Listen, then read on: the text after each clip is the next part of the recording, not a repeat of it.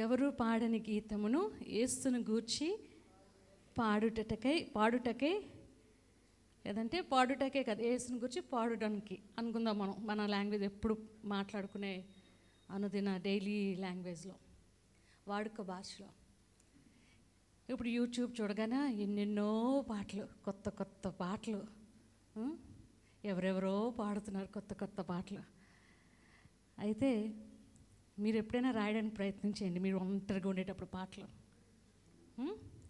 ఎవరు పాడని గీతమును యేసును గూర్చి పాడుటకై హేతువులకై ప్రేమించెన్ యేసుకు నేను ఏమి ఇవ్వగలను, యేసుకు నేను ఏమి ఇవ్వగలను అని చెప్పి భక్తుడు ఏం చేస్తున్నాడు, ఎవరు పాడని గీతాన్ని ఒకటి పాటల పుస్తకం నుంచి 338వ పాట పాడుకుందాం. ఇది కూడా పాత పాటే, అప్పుడప్పుడు పాస్టర్ గారు పాడుతూ ఉంటారు ఫాస్టింగ్ ప్రేయర్లో. నాకు మా డాడీ కోసం తెలిసి ఇది మా డాడీ ఫేవరెట్ సాంగ్స్లో ఇది ఒక సాంగ్ అనుకొని నేను అనుకుంటాను ఎప్పుడూ. కనుక మరొకసారి జేఎస్ఎం పాత దినాల్ని, తొలి దినాల్ని జ్ఞాపకం చేసుకుంటూ, సేవకులు పాడిన పాటలను జ్ఞాపకం చేసుకుంటూ ఈ పాట పాడుకుందాం. పాటంతా కాదు, నేను ఏ చరణం ఎత్తితే నాతో పాటు అది ఎత్తి పాడండి. కన్నులనెత్తి పైరులు చూడు, కోయాగలేరెవరు. ఓ క్రైస్తవా, ఓ క్రైస్తవా, తినుచు ఇస్తవా, ఓ క్రైస్తవా, తినుచు త్రాగుచు సుఖింతువా. యుద్ధమునా ప్రజలంతా పెద్దగను సిద్ధపడెన్, యుద్ధమునా ప్రజలంతా పెద్దగను సిద్ధపడెన్.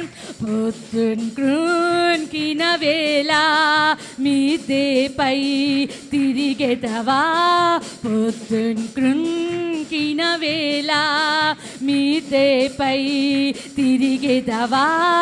ఓ క్రైస్తవా, ఓ క్రైస్తవా, తినుచు త్రాగుచు సుఖింతువా. ఓ క్రైస్తవా, ఓ క్రైస్తవా, తినుచు త్రాగుచు సుఖింతువా. ద్రవ్యమును వస్త్రములు తోటలకు సమయమిదా, ద్రవ్యమును వస్త్రమును తోటలకు సమయమిదా. సర్వమును ప్రభుకిచ్చి సాగెడు ఈ సమయమునా, సర్వమును ప్రభుకిచ్చి సాగెడు ఈ సమయమునా. ఓ క్రైస్తవా, ఓ క్రైస్తవా, తినుచు త్రాగుచు సుఖింతువా. ఓ క్రైస్తవా, ఓ క్రైస్తవా, తినుచు త్రాగుచు సుఖింతువా. కన్నులనెత్తి పైరులు చూడు, కోయాగలేరెవరు. ఓ క్రైస్తవా, ఓ క్రైస్తవా, తినుచు త్రాగుచు సుఖింతువా. ఓ క్రైస్తవా, ఓ క్రైస్తవా, తినుచు త్రాగుచు సుఖింతువా. హల్లెలూయా. Psalm 89, 1-8. యెహోవా యొక్క కృపాతిశయము నిత్యము నేను కీర్తించెదను, తరతరములకు నీ విశ్వసత్యను నా నోటి నుండి తెలియజేసేదను. కృప నిత్యము స్థాపింపబడిననియు, ఆకాశమందే నీ విశ్వసత్యను స్థిరపరచుకొందిననియు నేను అనుకొనుచున్నాను. నేను ఏర్పరచుకున్న వానితో నిబంధన చేసి ఉన్నాను, నిత్యము నీ సంతానమును స్థిరపరచెదను, తరతరములకు నీ సింహాసనము స్థాపించదనని చెప్పి నా సేవకుడైన దావీదుతో ప్రమాణం చేసి ఉన్నాను. యెహోవా ఆకాశ వైశాల్యమును నీ ఆశ్చర్య కార్యములను స్థితించుచున్నది. పరిశుద్ధ దూతల సమాజంలో నీ విశ్వసత్యను బట్టి నీకు స్తుతులు కలుగుచున్నవి. మింటను యెహోవాకు సాటి అయిన వాడెవడు? దైవపుత్రుల్లో యెహోవా వంటివాడు ఎవడు? పరిశుద్ధూతల సభలో ఆయన మిక్కలి భీకరుడు, తన చుట్టూనున్న వారందరికంటే భయంకరుడు. యెహోవా సైన్యముల అధిపతియగు దేవా, యెహోవా నీ వంటి బలాఢ్యుడెవడు? నీ విశ్వాసత్య చేత నీవు ఆవరింపబడి ఉన్నావు. దేవుడి కొద్ది మాటలు దీవించలే. మీరు అట్లా నించుని ఉంటుండగా డెబోరా సిస్టర్ ముందు వచ్చినట్లయితే మనం ఆరాధనలో ముందుకు వెళ్దామా? టీచర్ అంట, ఒక టీచర్, ఒక సండే స్కూల్ టీచర్ కొంతమంది స్టూడెంట్స్కి బనానాస్ ఇస్తుందంట. బనానాస్ ఇచ్చి ఈ ఇంటికి వెళ్ళి ఎవరు చూడకుండా తినండి అంటుందంట. అయితే చాలామంది పిల్లలు అందరూ మ్యాక్సిమం అందరూ తినేసి నెక్స్ట్ డే లేదంటే నెక్స్ట్ టైం టీచర్ని కలిసేటప్పుడు ఎలా తిన్నావురా బనానా అంటే, టీచర్ నేను మంచం కింద దూరి తిన్నాను, నన్ను ఎవ్వరూ చూడలేదు అన్నాడంట. నెక్స్ట్ ఇంకో పాప లేచి నువ్వెలా తిన్నావు అంటే, నేను తలుపు వెనక్కి వెళ్ళి తిన్నాను, అప్పుడు నన్ను ఎవ్వరూ చూడలేదు అన్నదంట. తర్వాత ఇంకో స్టూడెంట్ నేను మేడ మీదకి వెళ్ళి తిన్నాను మ్యామ్, ఎవ్వరూ చూడలేదు నన్ను అన్నారంట. ఇలాగ ఒకళ్ళు ఇక్కడికి వెళ్తున్నాం, అక్కడికి వెళ్తున్నాం, తోటలోకి వెళ్తున్నాం, వెనక్కి వెళ్తున్నాం, ఒకళ్ళు చెప్తున్నారు. కానీ ఒక బాబు మటుకు మ్యామ్ నేను టీచర్ ఈ బనానా నేను తినలేదు, ఈ బనానా ఇదిగో మీకే ఇచ్చేస్తాను అని ఆ టీచర్కి ఇచ్చేసాడంట.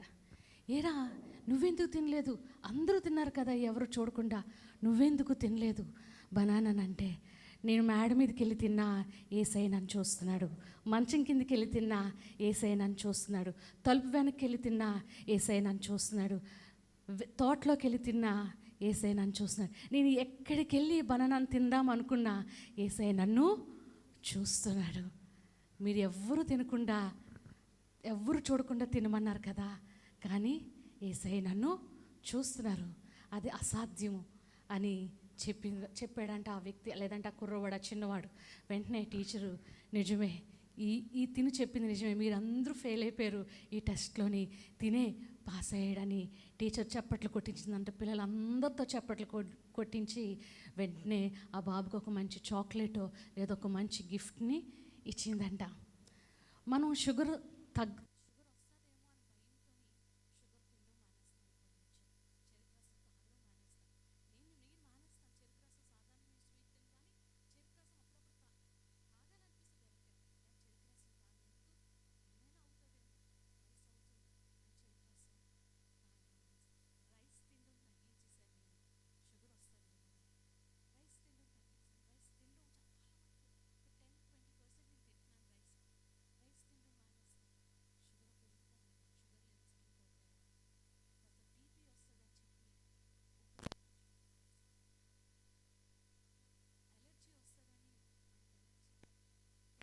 ఏ శారీస్ అయితే వస్తాయి తగిలితే మనకి ఎలర్జీ వస్తుందో, ఎప్పుడు ఏదైనా శారీ కట్టుకుంటే తనకు ఎలర్జీ, రఫ్ బార్డర్స్ ఏదైనా రఫ్గా తగిలితే తనకు వెంటనే ఎలర్జీ, కొన్ని జెరీస్ తనకు సూట్ అవ్వవు తన స్కిన్కి. అలాగ కొంతమందికి ఇలాగా ఏదైనా తింటే శరీరంలో ఎలర్జీ వస్తుంది, లేదంటే షుగర్ వస్తుంది, లేదంటే ఇది వస్తుంది, కిడ్నీస్ పాడవుతాయని కొబ్బరిబాండం నీళ్ళు వేడి చేస్తుంటే వెంటనే మనం దానికి తగ్గ వెంటనే ప్రయోగాలు చేస్తూ ఉంటాం, చెక్క పెట్టుకుంటుంటాం, దిద్దుకుంటుంటాం. కానీ ఒకటి చెయ్యం మనం, తెలుసా? ఎవరైనా గెస్ చేయండి. ఏసై చూస్తున్నాడని వ్యర్థంగా మాట్లాడడం ఆపం. ఏసై చూస్తున్నాడు కదా, ఏసై మీద భయం వేసి ఒకరి మీద ఒకరు మాట్లాడుకోవడం మానం. ఏసై చూస్తున్నాడు కదా, ఆయన పరలోక రాజ్యంకి వెళ్తే లెక్క అడుగుతాడు కదా అని చెప్పి ఆ భయంతో తప్పులు చేయడం మానేం, వ్యర్థంగా మాట్లాడడం. ఊరికినే ఇంకో సిస్టర్ని లేదా ఇంకో బ్రదర్ని ఇంకో వాళ్ళని అనడం ఆపం. ఆ భయంగానుంటే ఏసై చూస్తున్నాడు అని భయం ఉంది కాబట్టి ఆ చిన్నవాడు అరటిపండు తినలేకపోయాడు. ఆ భయంగానుంటే మనం మన జీవితాల్ని సరి చేసుకోగలుగుతాం.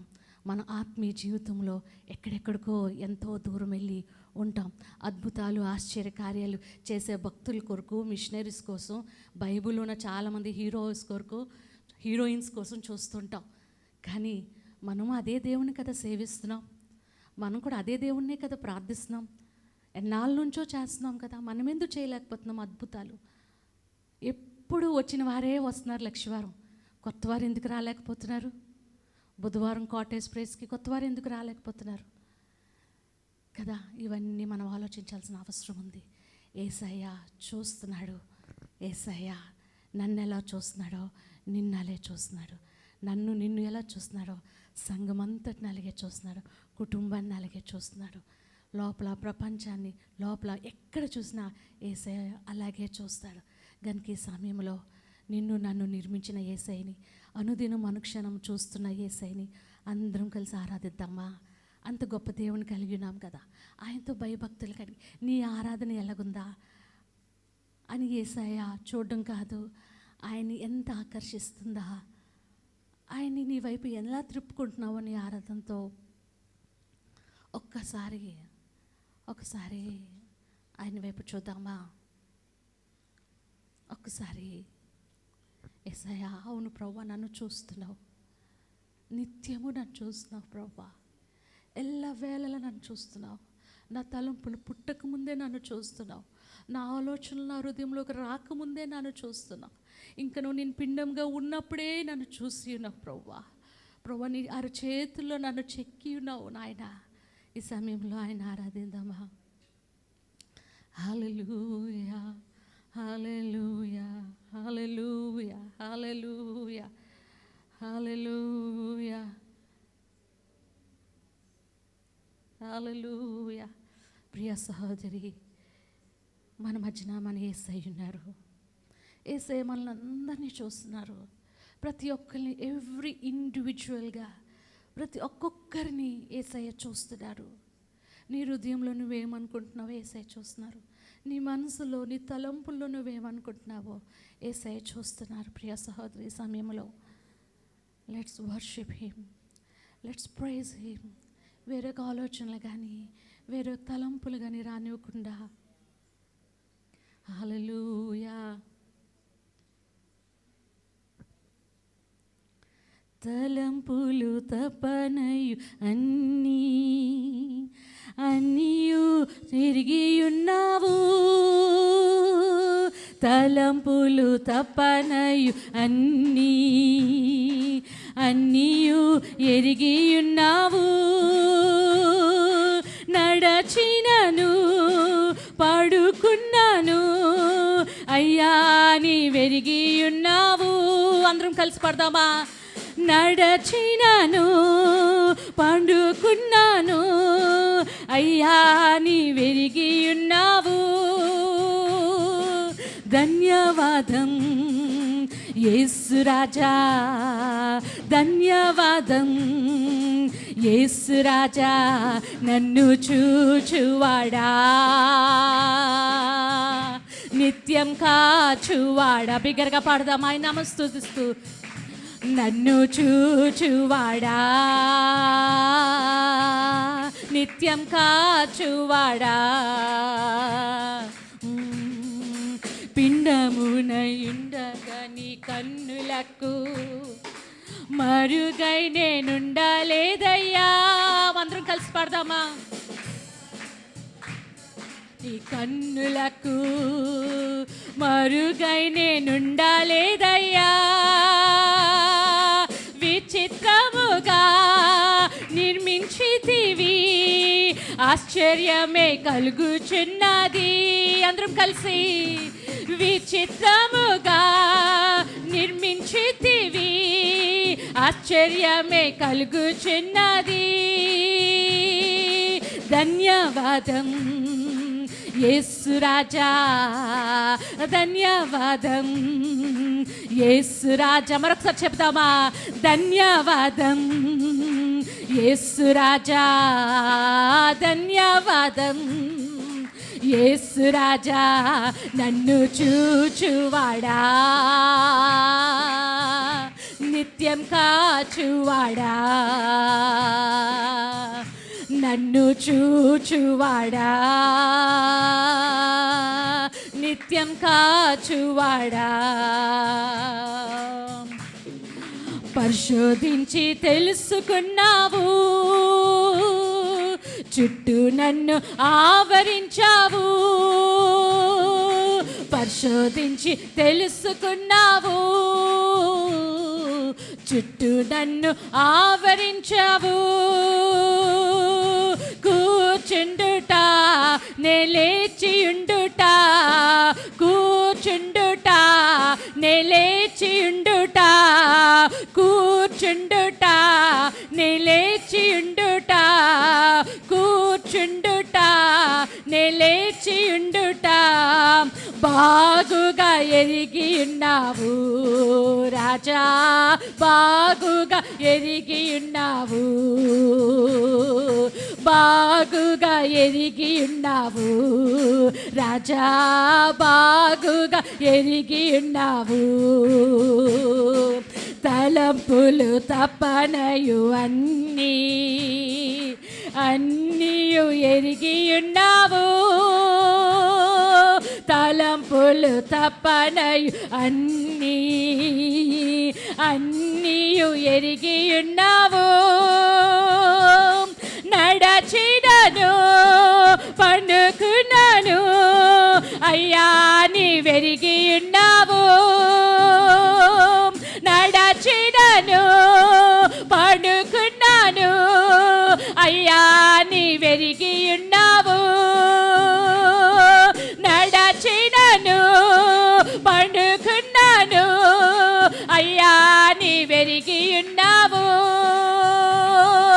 నడచినను పండుకున్నాను అయ్యా నీవెరిగి ఉన్నావు. ధన్యవాదం యేసు రాజా, ధన్యవాదం యేసు రాజా, ధన్యవాదం యేసు రాజా, ధన్యవాదం. అందరం చెప్తామా?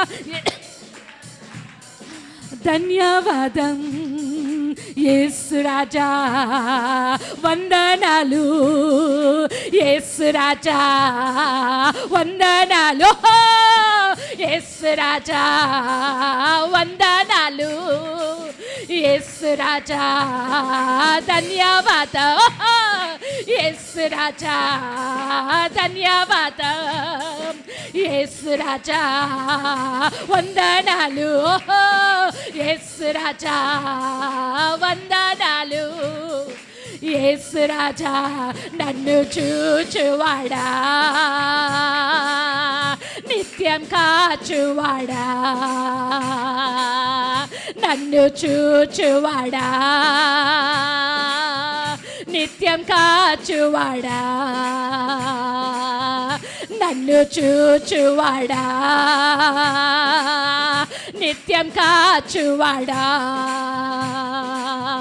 నన్ను చూచువాడా, నిత్యం కాచువాడా.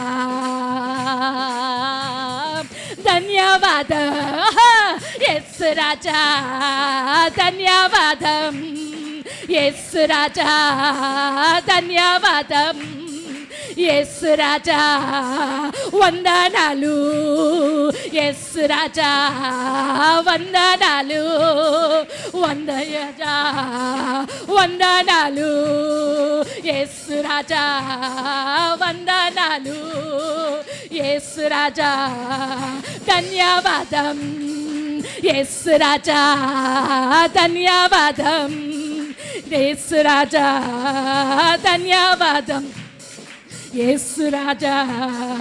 నడచినను పడుకున్నాను అయ్యా నీవెరిగి ఉన్నావు, నడచినను పడుకున్నాను అయ్యా నీవెరిగి ఉన్నావు, నడచినను పడుకున్నాను అయ్యా నీవెరిగి ఉన్నావు. విచిత్రముగా నిర్మించితివి ఆశ్చర్యమే కలుగుచున్నది, విచిత్రముగా నిర్మించితివి ఆశ్చర్యమే కలుగుచున్నది, విచిత్రముగా నిర్మించితివి ఆశ్చర్యమే కలుగుచున్నది. నడచినను పడుకున్నాను అయ్యా నీవెరిగి ఉన్నావు, నడచినను గ్లోరీ బాబా అయ్యా నీవెరిగి ఉన్నావు, విచిత్రముగా నిర్మించితివి ఆశ్చర్యమే కలుగుచున్నది, విచిత్రముగా నిర్మించితివి ఆశ్చర్యమే కలుగుచున్నది. ధన్యవాదం. ఓహో, బిగ్గరగా చెప్తామా, బిగ్గరగా చెప్తామా. హల్లెలూయా, ధన్యవాదం యేసు రాజా, ధన్యవాదం యేసు రాజా, వందనాలు యేసు రాజా, వందనాలు యేసు రాజా, ధన్యవాదం యేసు రాజా, ధన్యవాదం యేసు రాజా, వందనాలు యేసు రాజా, వందనాలు యేసు రాజా, వందనాలు యేసు రాజా, ధన్యవాదం. ఓ గ్లోరీ గ్లోరీ రాజా, ధన్యవాదం యేసు రాజా, వందనాలు యేసు రాజా, వందనాలు యేసు రాజా, వందనాలు యేసు రాజా, వందనాలు యేసు రాజా, వందనాలు యేసు రాజా. హల్లెలూయా, హల్లెలూయా, గ్లోరీ, హల్లెలూయా, hallelujah, hallelujah, hallelujah, hallelujah, hallelujah, హల్లెలూయా, గ్లోరీ జీసస్, హల్లెలూయా. ప్రియ సహోదరి, హల్లెలూయా, యేసయ్య చూస్తున్నాడు. హల్లెలూయా, నడచినను పండుకున్నాను, నువ్వు లేచినను కూర్చున్నాను, నువ్వు ఏమి చేస్తున్నా యేసయ్య చూస్తున్నాడు. ఆ సంగతి మనం ఎప్పటికీ మర్చిపోకుండా మన అనుదిన డైలీ వర్క్స్లో, మన ప్రతి దిన పనుల్లో, వండుకున్నప్పుడు, పడుకున్నప్పుడు, పిల్లలు పంపించినప్పుడు, ఇంట్లో క్యారేజీలు కడుతున్నప్పుడు, భర్తతో మాట్లాడినప్పుడు, పిల్లలతో మాట్లాడుతున్నప్పుడు, సంఘస్థులతో మాట్లాడుతున్నప్పుడు, తల్లిదండ్రులతో మాట్లాడినప్పుడు, నీ ఇరుగు పొరుగుతో మాట్లాడుతున్నప్పుడు, నీ ఇంటికి ఎవరు వచ్చిన వారితో మాట్లాడుతున్నప్పుడు, ఓ మర్చిపోకు, యేసయ్య చూస్తున్నాడు, యేసయ్య చూస్తున్నాడు. ప్రియ సహోదరి, హల్లెలూయా, హల్లెలూయా, హల్లెలూయా, గ్లోరీ బాబా, రిషికుందరా బాబా, రీ బాబా, రిషికుందరా బాబా. హల్లెలూయా. ఆయన బలమైన సన్నిధి మన మధ్య ఉన్నది, ఆయన బలమైన హస్తం మన మధ్య ఉన్నది, ఆయన బలమైన హస్తం మన మధ్య ఉంది. ప్రియ సహోదరి, దేవుడు ప్రతి ఒక్కరిని ముడుతున్నాడు, ప్రతి ఒక్కరిని తాకుతున్నాడు. ఆయన బలమైన అభిషేకం ప్రతి ఒక్కరి మీద ఉన్నది. హల్లెలూయా, హల్లెలూయా. దేవుడి దినాన్ని ఒక ప్రత్యేకమైన దినముగా నీ జీవితంలో ఉంచాలని ఇష్టపడుతున్నాడు. ప్రియ సహోదరి, God is real wishing to bless this day in your life. Hallelujah, hallelujah, hallelujah, hallelujah. Hallelujah, hallelujah. అందరం కలిసి బిగ్గరగా పాడదామా? హల్లెలూయా,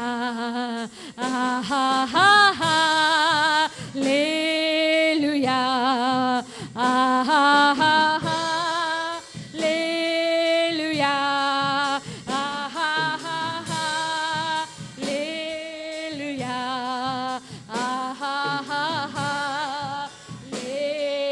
హల్లెలూయా,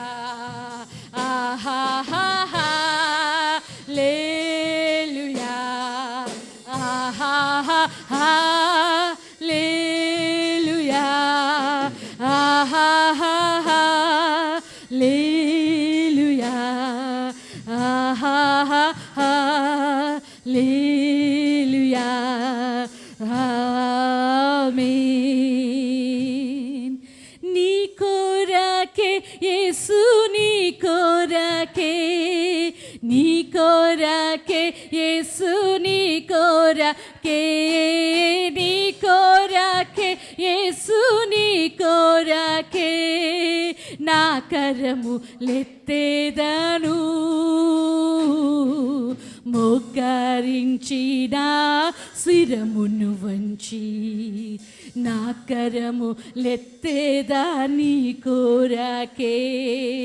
మోకరించి నా శిరమును వంచి నీ కరము లెత్తేదా నీ కోరకే. ఆహా లేలుయా బాబా ఆయన బలమైన మన మధ్యలో ప్రియ సహోదరులారా, God is touching each and every one of you. God is healing each and every one of you. Hallelujah. Hallelujah.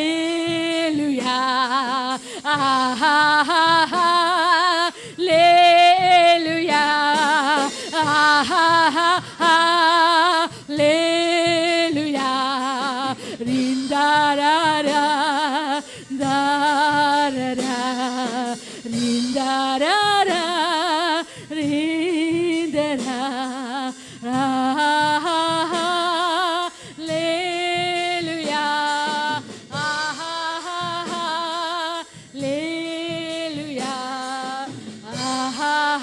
hallelujah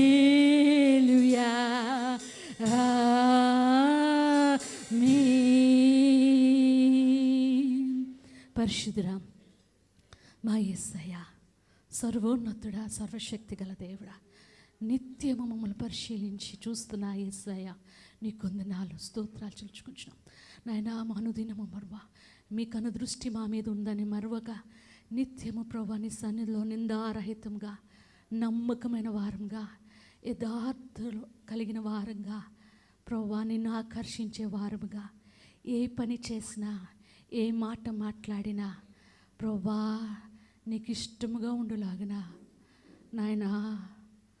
ప్రభా హానోకు ఎలా నడిచాడో మేము చదవడం తెలుసు కానీ ఎక్స్పీరియన్స్తో మాకు తెలియదు ప్రభా. కానీ ప్రభా అనునిత్యము మీరు మమ్మల్ని చూస్తున్నారని అనే ఆలోచనతో పరిశుద్ధంగా జీవిస్తే హానోకు వలె మేము కూడా నీతో నడవగలము నాయన. మీ కృప మాపై చూపించండి. ఆఖరి దినాల్లో ఈ భూమిని తలక్రిందులు చేసేవారు. పరిశుద్ధుడా, ప్రేమ నమ్మకం గల పరలోక తండ్రి, ఈ ఘనమైన నామానికి స్తుతులు స్తోత్రములు చెల్లిస్తున్నాం ప్రవ్వా.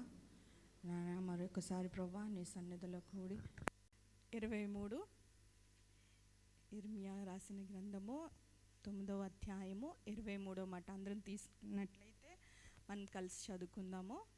జ్ఞాని తన జ్ఞానమును బట్టియు శూరుడు తన శౌర్యమును బట్టియు అతిశయింపకూడదు. ఐశ్వర్యవంతుడు తన ఐశ్వర్యమును బట్టి అతిశయింపకూడదు. అతిశయించువాడు దేనిని బట్టి అతిశయింపవలననగా భూమి మీద కృప చూపుచు నీతి న్యాయములు జరిగించుచు వాను నేనే అని గ్రహించి నన్ను పరిశీలనగా తెలుసుకొనబట్టియే అతిశయింపవలెను. అట్టి వాటిలో నేను ఆనందించు వాడనని యెహోవా సెలవిచ్చుచున్నాడు. ఇక్కడ మనం చదివినట్లయితే ఇక్కడ ఏంటంటే జ్ఞానులు దేనిని బట్టి అతిశయిస్తారంటే జ్ఞానం బట్టి, శూరుడు ఎట్లాగ అతిశయిస్తాడంటే తన శౌర్యం బట్టి, ఇంకా ఐశ్వర్యవంతుడు ఐశ్వర్యం ఉందని అతిశయిస్తాడు. కానీ కిందన ఒక మాట ఉంది ఏంటంటే యెహోవా ఆనందించి వాటిని దేన్ని బట్టి ఆనందిస్తాడంట, నీవు నేను సేవించిన దేవుడు వారందరూ అయితే వారికి జ్ఞానము ఐశ్వర్యము శౌర్యము వారికి ఆనందాన్ని కలుగజేస్తే మన దేవుడు దేన్ని బట్టి ఆనందిస్తాడంట, ఎప్పుడైతే ఎవరైతే మనము భూమి మీద మన కృప చూచుచు నీతి న్యాయములు జరిగించుచున్న యెహోవా ఆయనే ఈ భూమి మీద మనకి నీతి న్యాయము జరిగించుచున్న దేవుడు ఆయనేనని మనము గ్రహించాలంట తెలుసుకోవడం అంతకన్నా ఇంకా ఎక్కువ అన్నమాట. లోతుగా గ్రహించి నన్ను ఎట్లా తెలుసుకోవాలమ్మా, పరిశీలనలుగా తెలుసుకుని బట్టి అతిశయింపవలెను. ఏంటంటే ఆయన్ని గ్రహించాలంట. ఆయనే దేవుడు, ఆయనే మన రక్షకుడు. మనం భూమి మీద నివసించినంత కాలము మనం జీవించుచున్నది ఆయన ఉనికి వల్లనే మనం జీవిస్తున్నాం. మనం కలిగి ఉన్నంతయు సమస్తము ఆయన వల్లనే కలిగి ఉన్నది అని తెలుసుకొని ఇంకా ఏంటంటే పరిశీలనగా మామూలుగా కాదు. ఎవరు పరిశీలిస్తారు? చాలాసార్లు అనుకుంటాం లాయర్లు డాక్టర్లు సిబిఐ వాళ్ళు దొంగతనాలు, దోపిడీలు, అంతు చిక్కని రోగాలు, ఇట్లాంటి వాటి కొరకు ఏం చేస్తూ ఉంటారంట, వాటి కొరకు బాగా పరిశీలన చేసి అప్పుడు దొంగని, రోగాన్ని, కల్ప్రిట్ని ఎవరైతే తప్పు చేశారో అట్లాంటి వాడిని పట్టుకోవడానికి, అటువంటి వాడిని ఛేదించడానికి వాటి కొరకు పరిశీలన జరుగుతుంది. ఇప్పుడు మనం ఆలోచిద్దాం, ఇప్పటి వరకు మనం రక్షించబడిన నాటి నుండి ఇప్పటి వరకు పరిశీలనగా మన దేవుడు ఏమై ఉన్నాడు, మనకి ఎంతవరకు మనకి తెలుసు. అది మీ మట్టుకు మీకే ప్రశ్న. చూడండి 9వ అధ్యాయం, అదే ఇర్మియా రాసిన గ్రంథము 9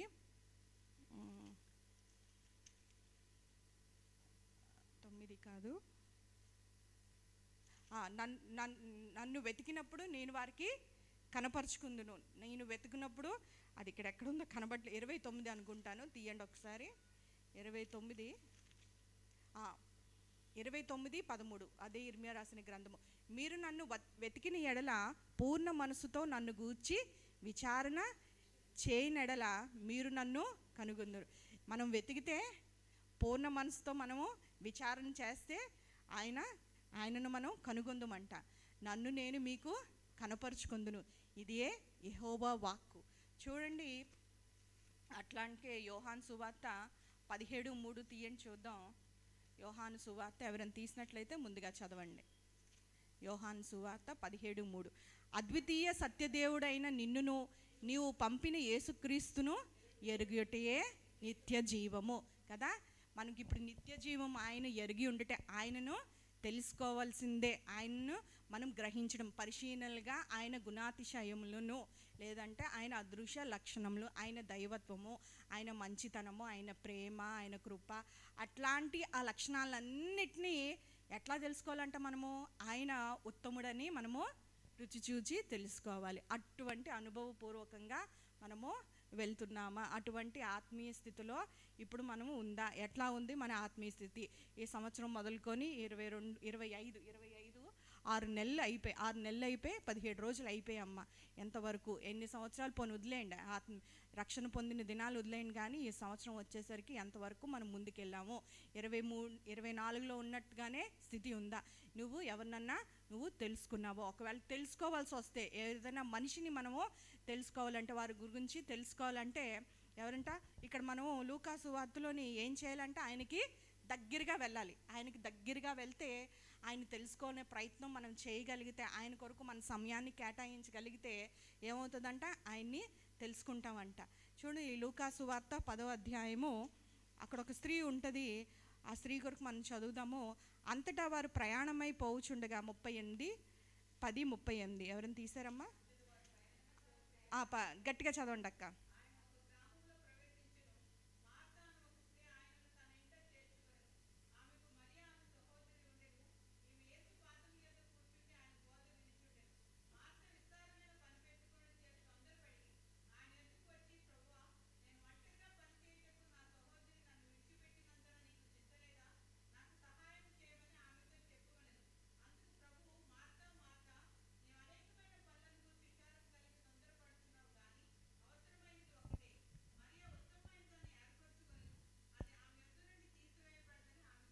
ఓకే, ఇక్కడ ఒక కుటుంబాన్ని కొరకు మనం చూస్తున్నాం. ఆ సమయంలో యేసయ్య పరిచయం చేసిన దినాల్లోని ఒక కుటుంబాన్ని దర్శించారనమాట. ఆయన ప్రయాణమై పోవచ్చుండగా అక్కడ ఒక గ్రామం ఉంది. ఆ గ్రామము బేతనియా గ్రామము. ఆ గ్రామంలో ఒక కుటుంబం ఉంది కదా. 2 సహోదరులు, ఒక సహోదరుడు, లాజరసు, మార్త, మరియా. అప్పుడు మార్త ఏం చేసిందంట, యేసయ్యని ఆయన శిష్యులను ఆహ్వానించింది. తన గృహాన్ని తెరిచి ఆతిథ్యం ఇవ్వడానికి పరిచర్యలో అటు వెళ్తుండగా, పరిచర్య చేస్తుండగా గృహంలో ఆతిథ్యం ఇవ్వడానికి, మార్త పెద్దదై ఉండొచ్చు, ఏం చేసిందంట, గృహాన్ని తెరిచింది కదా. గృహాన్ని తెరిచి ఆతిథ్యం ఇవ్వాలని తను అనుకున్నది. ఆ తర్వాత ఏంటంటే, అప్పటి వరకు బహుశా వచ్చి ఇక్కడ విడిచిపెట్టింది కదా. మరియా ఏం చేస్తుందంట, యేసు పాదముల చెత్త నిలిచి, ఇదంతా మనం చాలాసార్లు విన్నాం, నిలిచి ఉంది. అప్పుడు మార్తకి ఏందంట, బహు పనులు పెట్టుకొని ఏమొచ్చిందంట, తొందరపడి యేసయ్య దగ్గరికి వచ్చి చెప్తుంది, నన్ను విడిచిపెట్టింది. అంటే బహుశా మరియా అప్పటి వరకు ఏంటంటే తన అక్కతో కలిసి ఆ కిచెన్లోని, వంటగదిలోని బోల్డెన్ పనులు చేస్తుంది, ఇల్లు సర్దచ్చు, లేదంటే నీళ్ళు పెట్టడానికి, లేదంటే వారికి కావాల్సిన ఎవరైనా గెస్ట్కి వస్తే ఏదో మామూలుగా చేసి మనం పంపించాం. అలాంటిది యేసయ్యే వచ్చినప్పుడు ఏం చేసిందంట, ప్రయాసపడుతుంది, శక్తి కొలది ప్రయాసపడికి ఆయన బెస్ట్ ఇవ్వడానికి కదా, బెస్ట్ వండి పెట్టడానికి ప్రయాసపడుతుంది. ఎంతమంది వస్తారు? వస్తే యేసయ్య ఒక్కలే రారు కదా, ఆయన శిష్యులు ఎంత 12 మంది, 13 మంది, వీళ్ళు ముగ్గురు అంటే ఇద్దరు లాజరస్ కనబడలేదు కాబట్టి బహుశా అనుకోండి 15 మందికి. ఒక 15 మందికి ఒక స్త్రీ ఒక్కతే వండి పెట్టడం అంటే చాలా శ్రమ. అందుకే ఏమంటూ ఉంటాడంటే, మీరు ఆతిథ్యం ఇచ్చినప్పుడు మీరు సనుక్కొనకుండా మనం చేయాలంటే, ఎందుకంటే విసుగుదల వస్తుంది, చిరాకు వస్తుంది అంతమందికి చేయాలంటే ఆతిథ్యం ఇచ్చేటప్పుడు. అందుకే ఎబ్రిల్ పత్రికలో ఉంటుంది, మీరు సనగకుండా చేయండి అని. అట్లాగా ఈ స్త్రీ ఏం చేస్తుందంట, పనులు అధికమైన విస్తారంగా అయిపోయింది. అప్పటి వరకు హెల్ప్ చేస్తున్న మరియా కూడా ఏం చేసింది, తనని విడిచిపెట్టి యేసు ఎక్కడి దగ్గరికి వచ్చిందంట, యేసు పాదములకు వద్ది ఆయన ఏంటంటే బోధను వినుచుంటున్నది. ఇప్పుడు ఆమెకి అనేకమైన పనులు వచ్చింది, తొందరపాటు వచ్చింది, పనులు ఎక్కువైపోయి, ఇంట్లో చేయాల్సినవి చాలా ఎక్కువ ఉన్నాయి. వచ్చిన గెస్ట్ అందరూ వచ్చి కూర్చుని ఉన్నారు. అక్కడ వారు మట్టుకు వాళ్ళు బోధ చేస్తుంటే అక్కడ శిష్యులు, అక్కడ మరియా కూడా వింటుంది. తిను మాత్రం ఒక్కతే చెమటలు కార్చుకుంటూ ఇటు అటు పరిగెడుతూ అన్నీ వండి పెట్టాలి, టైంకి అన్నీ రెడీగా ఉండాలి. ఆ బోధ అయ్యేసరికి ఏసై తినాల్సిన టైంకి ఆయన శిష్యుల టైం రెడీ చేయడానికి ఒక్క చేతితో ఇటు అటు మల్టీ టాస్కర్ లాగా ఇటు అటు తిరుగుతున్నప్పుడు కదా ఆయాసం వచ్చింది, కోపం వచ్చింది, ఉక్రోషం వచ్చింది. వచ్చి ఎక్కడికి వచ్చింది, పని ఎటు వెళ్ళలేదు, వచ్చి ఏసై దగ్గరికే వచ్చింది. రావడం ఏసై దగ్గరికి వచ్చి ఏం చెప్తుంది, నా సహోదరి నన్ను ఒంటరిగా పని చేయుటకు నా సహోదరి నన్ను విడిచిపెట్టినందుకు నీకు చింత లేదు. విడిచిపెట్టిందంట. అప్పుడు ఏమొచ్చింది, ఏసై రాగానే, లేదంటే అప్పటి వరకు పని చేస్తూ బోధ మొదలు పెట్టేసరికి ఏసై దగ్గరికి వెళ్ళి కూర్చుంది. విడిచిపెట్టినందుకు యూజువల్గా ఒరిజినల్ ట్రాన్స్లేషన్లో విడిచిపెట్టిందంటే అప్పటి వరకు సహాయం చేస్తూ ఉంది కిచెన్లో మరియా, మార్తతో పాటు, అక్కతో పాటు. ఆ తర్వాత వచ్చింది, అప్పుడు విడిచిపెట్టి అంటే ఉందన్నమాట. అది మాత్రం జ్ఞాపకం పెట్టుకోవాలి. నీకు చింత లేదా అంటే దేశం మీద కూడా నెప్పం ఏం పెడుతుందంట, అయ్యా నీకు లేదా, నేను ఒక్కదానే అని చెప్పగానే నాకు సహాయం చేయమని ఆమెతో చెప్పమన్నంట. అంటే చెప్పు, నువ్వు సిఫారసు చెయ్యి, వచ్చి కూర్చుని పోయింది. అందుకు ప్రభువు ఏమంట, అయ్యో మరియను నువ్వు చెప్పింది చాలా కరెక్ట్ అమ్మా మార్త, ఇవి చూడు బద్ధకస్తురాలు పని ఎగ్గొట్టడానికి నా దగ్గరికి వచ్చి ఇక్కడ కూర్చుని పోతుంది. అప్పుడు రోజుల్లోని ఏంటంటే స్త్రీలకు ఒక బోధకుడు పాదం దగ్గరకు వచ్చి వినే పరిస్థితులు కాదు, కల్చర్ కూడా కాదు, సమాజము సంస్కృతి అది కాదు. బోధ వినవలసింది బోధకుడి దగ్గర ధర్మశాస్త్రం చెప్తున్నప్పుడు ఏదన్నా అది ఎవరు వినాలంట, స్త్రీలు కాదు, పురుషులు మాత్రమే వారు వినవలసిన రోజుల్లో. కానీ ఆమె వచ్చి కూర్చున్న తర్వాత, అయ్యో నువ్వు పని విడిచిపెట్టేసి సోమరివైపోయావు, లేదంటే ఎగ్గొట్టి వచ్చేసావు, కూర్చున్నావు అని చెప్పి ఆయన అనలేదు. కానీ ఏం చెప్తారంట, మార్తా మార్తా అని 2 సార్లు ప్రేమతో కదా, ఒకే ఒక స్త్రీ నూతన నిబంధనలోని 2 సార్లు ఆయన 2 సార్లు పలికిన దాంట్లో ప్రేమ కనిపిస్తుంది కదా. సౌలా అని 2 సార్లు పిలుస్తూ ఉంటారు కదా. ఇక్కడ ఏంటంటే మార్తా మార్తా కంగారు పడకమ్మా, నీవు అనేకమైన ఎన్ని పనులంట, అనేకమైన పనులు గురించి విచారం కలిగి తొందరపడుచున్నావు. కానీ ఏమైంది, అవసరమైంది ఒక్కటే. ఆ ఒక్కటే చాలా ఉంది. అంటే నువ్వు పరిచర్య చేయడం మేము వచ్చామని నువ్వు వండి పెట్టడం అది తప్పు కాదు, ప్రయాసపడటం నీ తలంపు కాదు. కానీ ఏంటంట, ఎప్పుడు ఏది ఎలా చేయాలో దాన్ని మనం తెలుసుకోవాలి. అంత మంచివి, అన్ని పనులు ప్రాముఖ్యమైనవి, మనకి ఇంట్లో బాధ్యతలు ప్రాముఖ్యమైనవి, అన్ని పనులు మనమే చెయ్యాలి, నువ్వు లేకపోతే అవ్వదు అన్న రీతిలో పనులు అన్నప్పటికీ ఉన్నప్పటికీ కూడా ఆ ప్రాముఖ్యత ఏది కరెక్ట్ అయిందో, ఏది గుడ్ బ్యాడ్ కాదు, ద బెస్ట్ కదా. గుడ్ బ్యాడ్ ఎంచుకోవడం కొంచెం సులువే, అందులోంచే కొంచెం కష్టం అనుకుంటా. కానీ గుడ్లోంచి ద బెటర్, ద బెస్ట్ ఎంచుకోవడం చాలా కష్టం. ఇప్పుడు మార్త ఏం చేసింది, ఎట్లాంటిది ఎంపిక చేసుకుందంట, ఉత్తమమైన దాన్ని ఏర్పరచుకున్నది, అది ఆమె యొద్ద నుండి తీసివేయబడదు అని ఆమెతో చెప్పాను. అంటే చాలా పనులు పెట్టేసుకున్నాం నిజమే, కానీ కావాల్సింది ఒక్కటే. ఆ ఒక్కటి మరియా చేసింది. ఎక్కడ కూర్చుంది, యేసు పాదముల యొద్ద కూర్చుంది. యేసు పాదముల దగ్గర కూర్చుంది అనే సూచన ఏంటంటే ప్రభు దగ్గర నేర్చుకోవడానికి కదా. ప్రభు పాదాలు ఏంటంటే మనం నేర్చుకునే స్థలము. ప్రభు పాదాలు ఏంటంటే మనము క్షమాపణ పొందుకునే స్థలము. ప్రభు పాదాలు ఏంటంటే మనకు ఏంటంటే విడుదల విమోచన వచ్చే స్థలము. ప్రభు పాదాలు ఏంటంటే ప్రార్థన చేయు స్థలము కదా. ఇట్లాగా అన్ని విషయాల్లో ఇవన్నీ మనం చేస్తున్నప్పుడు ఏమవుతుందంట, ఆయన్ని బహుగా తెలుసుకుంటామంట. ఇతరులు చూసేటట్టు మనం ప్రభుని చూడలేం. చూడండి, ఆకాశాన్ని చూసినప్పుడు, నక్షత్రాలు చూసినప్పుడు, ఆ సోలార్ సిస్టము వాటి కక్షల్లో తిరుగుతున్నప్పుడు ఇతరులు ఏమని అనుకుంటారంటే, దేవుణ్ణి ఎరుగుని వారు ఒక సృష్టి ఎట్లాగా వాళ్ళు భావిస్తూ ఉంటారంట, ఇది ఈ అంతరిక్షంలో ఒక విస్ఫోటనం జరిగింది, దానివల్ల ఈ కక్షలు, ఈ పాలపుంతలు ఇన్నన్నీ ఏర్పడ్డాయి అని చెప్పి అని అనుకుంటారు. కానీ మనకి ఎట్లా తెలుస్తుందంటే, ఆకాశం చూసినప్పుడు దాని మహిమను, దాని ప్రభావం చూసినప్పుడు అది మనం దేవుని మహిమను, ఆయన ప్రభావాన్ని అది వివరించుచున్నది అని కీర్తనకారుడు అంటాడు. అప్పుడు మనం యేసయ్యకు మనం చూస్తున్నప్పుడు అట్లాగా అర్థం చేసుకోవాలి. ఆహా, ఈ నక్షత్రాలు ఎలాగున్నాయి, సూర్యుడు ఎలాగున్నాయి కదా. అట్లా చూసినప్పుడు ఆయన్ని తెలుసుకోగలం, ఆయన్ని గ్రహించగలం, అప్పుడు ఆయన్ని స్తుతించగలం. ఒక చిన్న బిడ్డ ఎవరైనా నవ్వుతున్నప్పుడు, ఆడుతున్నప్పుడు, పుట్టినప్పుడు మనం చూసి ఎట్లా కనుక ఇతరులు అయితే ఏముంది, గర్భం పిండంలో వచ్చి ఉన్నారని సైంటిస్టులు, డాక్టర్స్ అందరూ ఏం చెప్తారంటే, అట్లాగా ఖనిజాలు, సెల్స్ ఎలాగా ఫామ్ అయ్యాయి, ఫార్మేషన్ ఎలాగయ్యింది, గర్భంలో పిండం ఏర్పడింది, అవన్నీ డీటెయిల్స్ అన్నీ ఇవ్వగలరు, బోల్డ్ అని థీరీస్ చెప్పగలరు. కానీ ఆ పిండంలోని ఎట్లాగా దానికి ప్రాణం పెట్టింది ఎవరని ఇప్పటి వరకు ఎవరు తెలుసుకోలేవు. మనకైతే ఏమి తెలుసు, దావీదు అంటున్నాడు కదా, నీవు నన్ను నిర్మించిన వాడువు నీవే, నా అంతరింద్రియములు కలుగజేసిన వాడువు నీవే, నీవు నిర్మించిన రీతిని చూడగా నాకు భయము కలుగుచున్నది, అందును బట్టి నీకు కృతజ్ఞతాస్తుతులు. అది తేడా ఇతరులకి మనకి కదా. వారికి ఏంటంటే ఈ భూలోక సంబంధమైన దేవత ఏం చేస్తుందంట, మనోనేత్రములకు గుడ్డితనం కలిగింది. మనకేమవుతుందంట, ఆ గుడ్డితం ప్రభు వైపు తిరిగినప్పుడు ఆ ముసుగు తొలగింపబడుతుంది. మనం ఆ వెలుగు ప్రకాశించినప్పుడు, దేవుని దగ్గరికి వెళ్తున్నప్పుడు ఏం చేస్తూ ఉంటామంట, ఆయన్ని తెలుసుకుంటూ ఉంటామంట.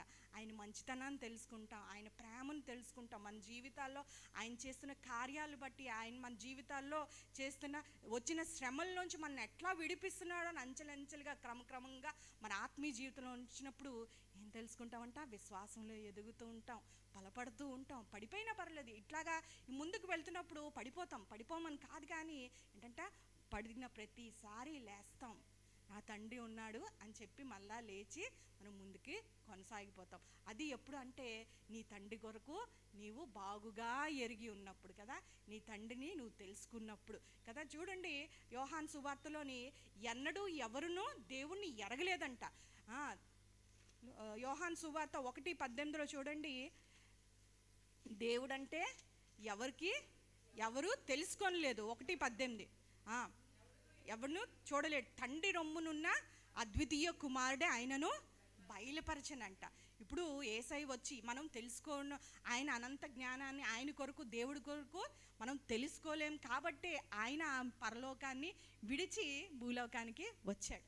మనం తెలుసుకోవడానికి మనకి ఈ చిన్న బుర్ర, ఈ జ్ఞానం మనకి సరిపోదు కాబట్టి ఆయన ఈ భూలోకానికి వచ్చి ఉన్నాడు కదా. ఆయన ద్వారా ఆయన తన్ను తాను ఆయన వెల్లడి చేసుకుంటే తప్పితే ఆయన ఏమై ఉన్నాడో మనకు తెలియదు. ఆయన ఎరుగుటయే కదా, ఆయన అద్వితీయ సత్యదేవుని యందును, ఆయన పంపిన కుమారుని యందును ఎరుగుటయే నిత్య జీవము.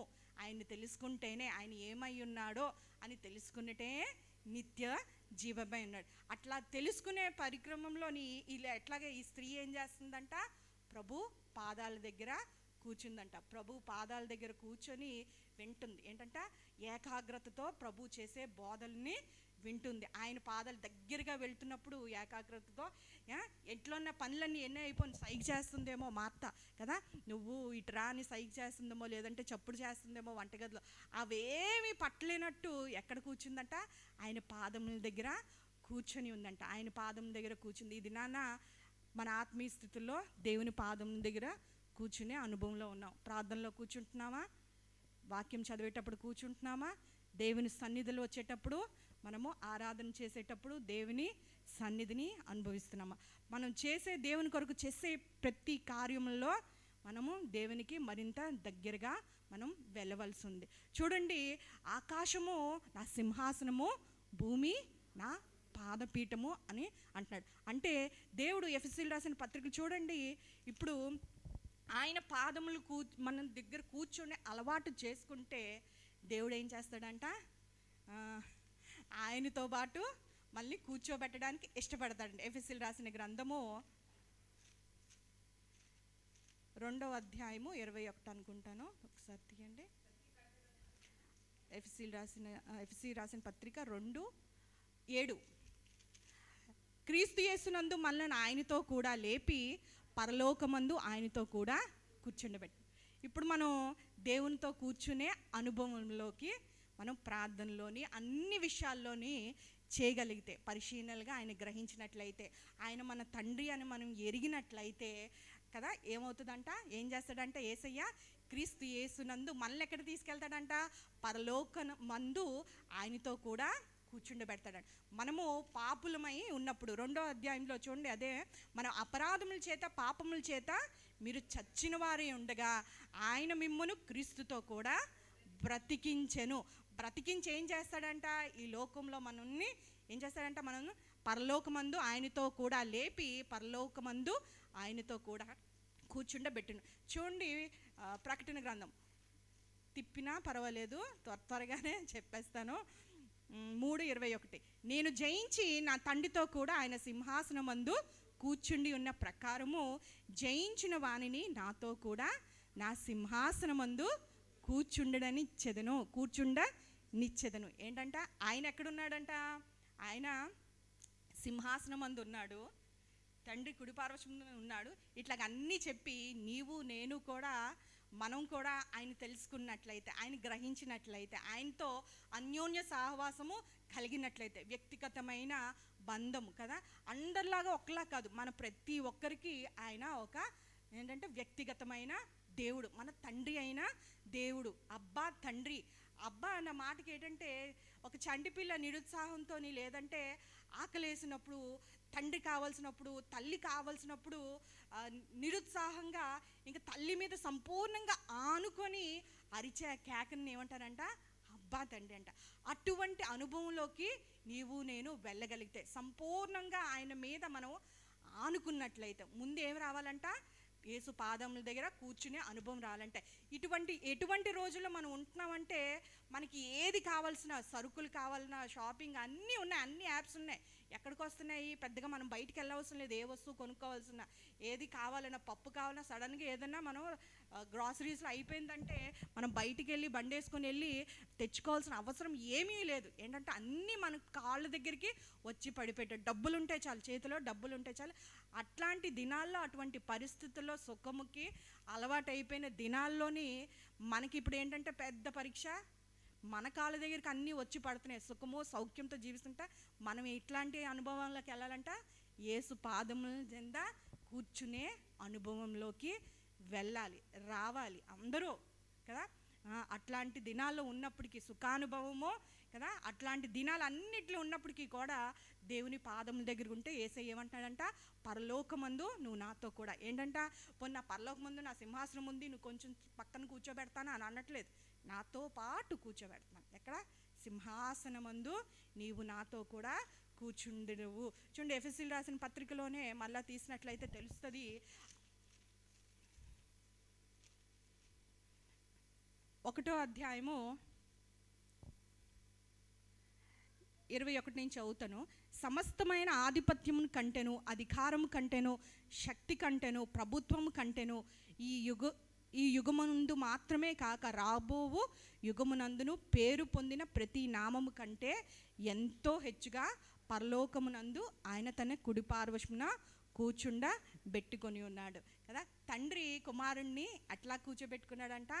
మొత్తం అధికారులకి ఎటువంటి అధికారం అయినప్పటికీ, ఎటువంటి ఆధిపత్యం అయినప్పటికీ, ఎటువంటి శక్తి అయినప్పటికీ, ఎటువంటి ప్రభుత్వం అయినప్పటికీ కూడా ఎట్లా పరలోకమందు హెచ్చుగా కదా మనల్ని కూడా అదే తీరులో యేసయ్య కూర్చోబెట్టడానికి ఉన్నాడు. చూడండి, మనం ఎక్కడికైనా వెళ్ళాలనుకున్నప్పుడు, ఏదైనా ఎన్నాళ్ళు ఒకవేళ మనం ఫ్లైట్కి వెళ్ళాలనుకుంటే, లేదంటే ఏదైనా స్కూల్ ప్రోగ్రామ్స్కి వెళ్ళాం, కాన్సర్ట్స్కి వెళ్ళాలనుకున్నప్పటికీ వాళ్ళు ఏంటంటే ప్రత్యేకంగా ఆ టికెట్ మీద సీటింగ్ అరేంజ్మెంట్ ఇచ్చేస్తారు కంపల్సరీగా, ఎందుకంటే కన్ఫ్యూజన్ లేకుండా కదా, అట్లాగే వెళ్తారు. లేదంటే ఇన్నాళ్ళు ముందు ఎలా ఉండదు, ముందుకెళ్తే త్వరగా వెళ్ళిపోతే ముందు సీట్లో కూర్చోవచ్చు అని చెప్పి వెళ్ళిపోయాను. ఇన్నాళ్ళు సినిమా టికెట్లు ఇచ్చేటప్పుడు నేను చూసే టైంలోని త్వరగా వెళ్తే మరీ దగ్గర కాదు, మంది దూరంగా, కళ్ళుకి మళ్ళీ ఎఫెక్ట్ అవ్వదు, బాగా కనబడేటట్టు మంచి ప్లేస్ సీటింగ్ అరేంజ్మెంట్ చూసుకున్నాను. ఇప్పుడు నేను ఫ్లైట్లో ఒకవేళ వెళ్ళాల్సిన పరిస్థితి వచ్చినప్పుడు విండో సీట్ వద్దు, ఇక్కడ సీటింగ్ అరేంజ్మెంట్ చూసుకుంటా. అన్నిటికీ ఏంటంటే కార్లో కూర్చున్నప్పుడు కూడా జాగ్రత్తగా చూసుకుంటాం కదా, అన్నిటికీ చూసుకుంటాం. కానీ ఎక్కడ దేవుని పాదముల దగ్గర కూర్చోవలసిన పరిస్థితి వచ్చినప్పుడు ఎట్లా చూసుకోవట్లా మనం మర్చిపోతున్నాం. యేసు పాదముల దగ్గర కూర్చుంటున్నామా లేదా?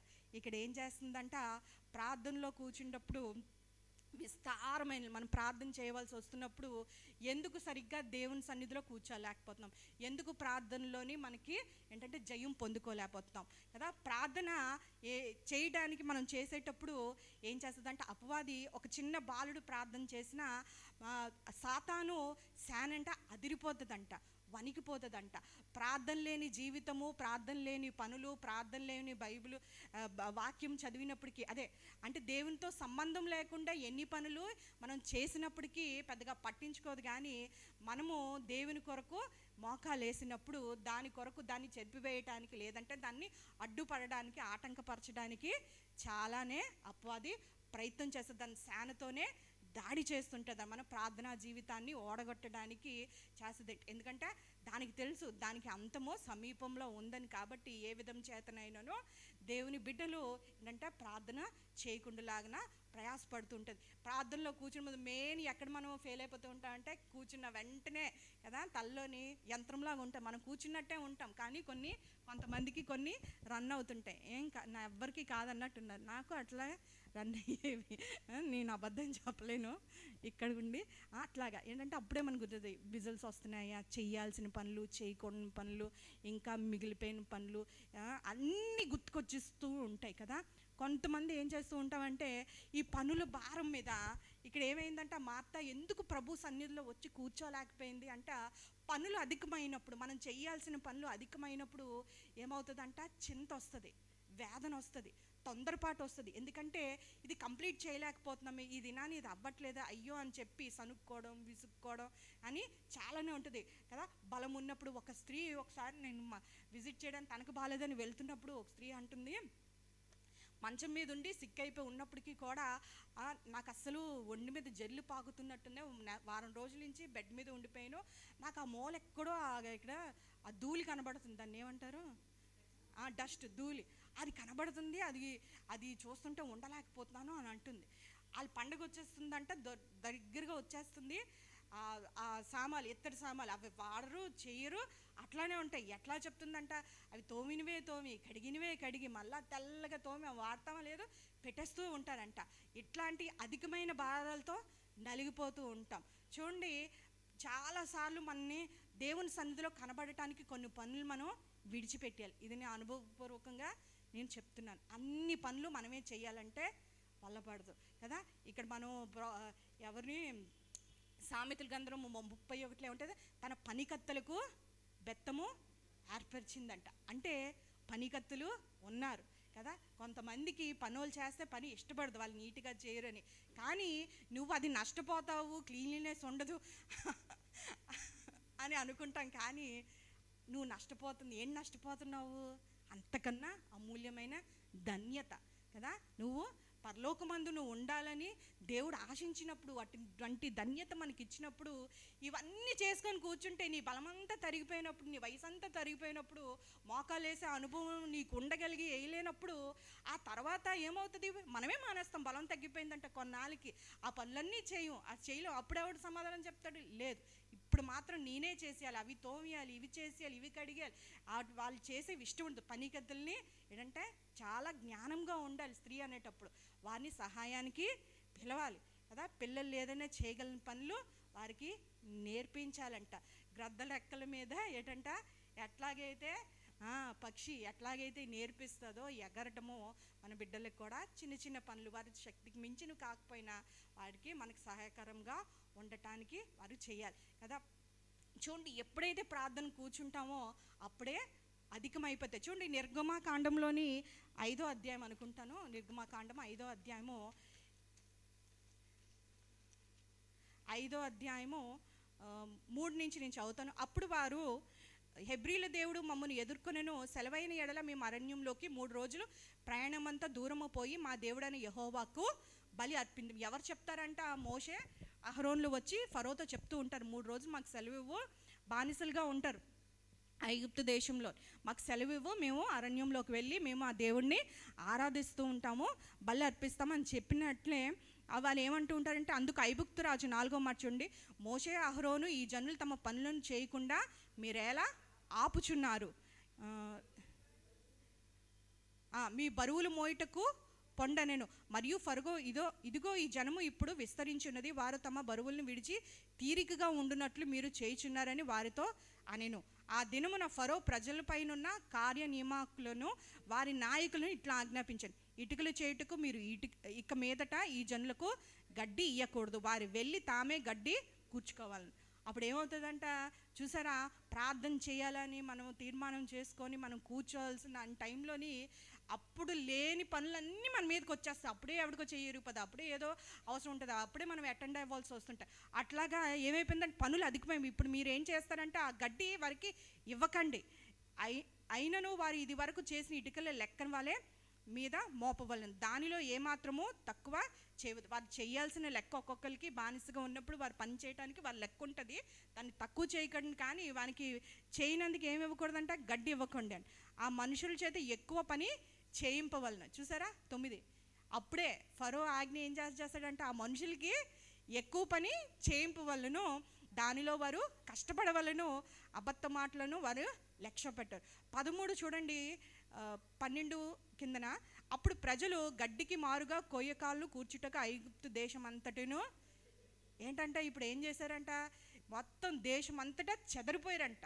ఎందుకంటే ఆ గడ్డిని ఆ కొయ్యకాలని ఏరుకొని అప్పుడు వచ్చి దానికి కావాల్సిన సామాగ్రిని అది తీసుకొని వచ్చి దాన్ని చేయటానికి. అప్పుడే ఏమైందంట, అధికమైన పని భారముగా లేనిపోనివి ఏంటంటే పనులన్నీ మనం నెత్తి మీద వేసుకోండి. ఎవరు పిలకపోయినా వారితో పాటు షాపింగ్కి వెళ్ళిపోవడం, వారు అడగకపోయినా వారికి ఖాళీ కూర్చున్నాం కదా, ఫోన్లు ముసలమ్మ ముచ్చట్లు ఇట్లాగా, లేదంటే లేనిపోని వాటలు ఫోన్లో వాళ్ళు మాట్లాడుతూ వీళ్ళని కదిపి ఖాళీగా ఉన్న సమయాన్నంతా ఏదంటే సమయాన్ని సద్వినియోగపరచుకోకుండా, దినములు చెడ్డవని ఎరిగి ఉండి జ్ఞానంగా ప్రవర్తించకుండా కాలయాపన ఇట్లాగంతా చేసేస్తే అది చాలా ప్రమాదకరం. చూడండి, ఎఫెసీయుల ప్రకటన గ్రంథము సంఘం కొరకు ఆయన హెచ్చరిస్తూ ప్రకటన గ్రంథం 3వ అధ్యాయము 1వ మాటలోని, ప్రకటన 3